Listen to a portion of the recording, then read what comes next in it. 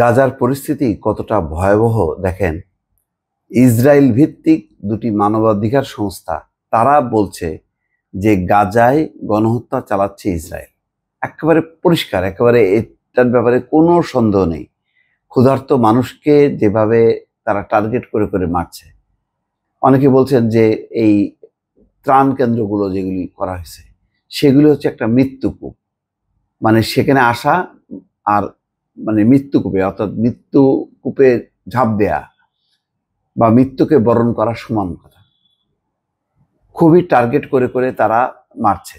যেখানেই দেখছে যে একটু তরুণ বয়স, কিশোর বয়স নারী বা পুরুষ, তাদেরকে লক্ষ্য করে গুলি চালাচ্ছে এবং কোনো কারণ ছাড়া। এমন না যে ওই ত্রাণ নিতে আসা মানুষগুলো ইসরায়েলিদেরকে লক্ষ্য করে কোনো গুলি করছে, কিছুই না।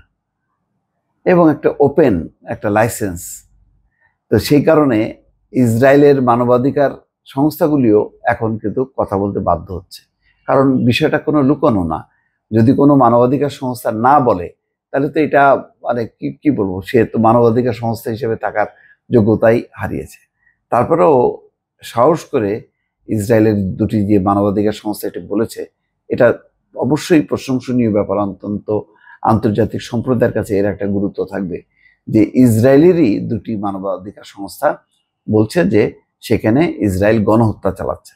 এখানে সংস্থা দুটি বলছে ইসরায়েলকে থামানো দেশটির পশ্চিমা মিত্রদের নৈতিক এবং আইনি দায়িত্ব। অর্থাৎ ইসরায়েল যে অব্যাহতভাবে এটি করে যাচ্ছে, এটা তাদেরকে থামানো দরকার। এটা পশ্চিমা মিত্রদের নৈতিক এবং আইনি দায়িত্ব। সোমবার মানবাধিকার সংস্থা দুটির প্রকাশিত প্রতিবেদনে বলা হয়, গাজায় বেসামরিক লোকজনের পরিচয়ে ফিলিস্তিনি হওয়ার কারণেই কেবল প্রায় 2 বছর ধরে তাদের নিশানা করছে ইসরায়েল। এর ফলে ফিলিস্তিনি সমাজ মারাত্মক, কোনো কোনো ক্ষেত্রে অপূরণীয় ক্ষতি হচ্ছে। 2023 সালের অক্টোবর থেকে গাজায় নৃশংসতা চালাচ্ছে ইসরায়েল। এরই মধ্যে বেশ কয়েকটি আন্তর্জাতিক এবং ফিলিস্তিনি সংস্থা একে গণহত্যা বলে বর্ণনা করেছে।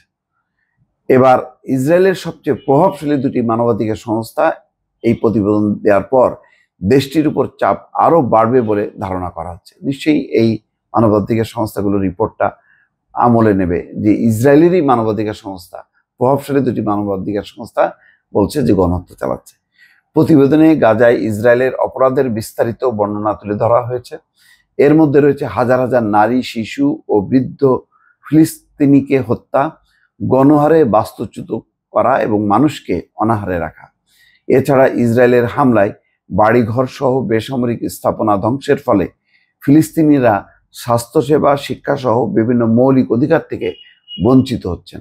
বৎসেলেমের পরিচালক ইউলি নোভাক বলেন, আমরা যা দেখতে পাচ্ছি তা স্পষ্ট। একটি গোষ্ঠীকে ধ্বংস করার জন্য ইচ্ছাকৃতভাবে বেসামরিক লোকজনের উপর হামলা চালানো হচ্ছে।